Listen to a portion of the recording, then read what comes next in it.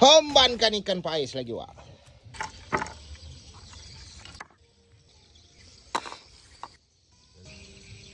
Hombankan pancing lagi, Wak. Wak, ke tepi pergi dia, Wak. Boleh dah. Hombankan ikan. Hombankan udang. Hombankan garam. Hombankan melokot sagu.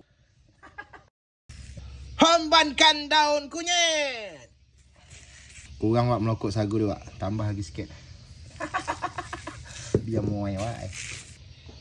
Jadi, Wak, sudah siap kita gaul ikan, udang, melokot sagu, garam. Barulah kita golek-golek, Wak. Macam batang gembira, Wak. Tambah lagi, Wak. Kurang tebal. Dia semakin tebal, makin sedapnya, Wak. Hombankan ikan pais lagi, Wak. Hombankan tutup. Dan di sini kita tengok ikan sembilang pais kita sudah masak. Gila. Menyala, Wak, ai. Binyang je, Wak, bibi tengah hari ni. Hombankan lagi ikan pais, Wak. Lama aku tak makan ikan sembilang pais, Wak. Binyang. Nampak, Wak, pada sembilang hanya ongol, Wak. Hombankan lada lagi, Wak.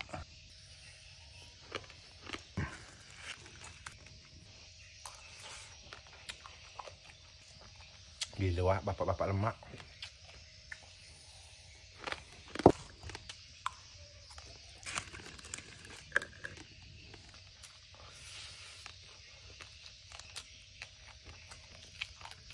Lada, Wak.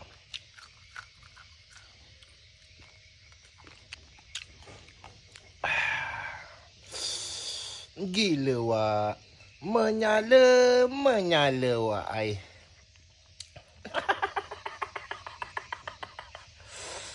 Mulalah tu. Miang lagi kepala, Wak.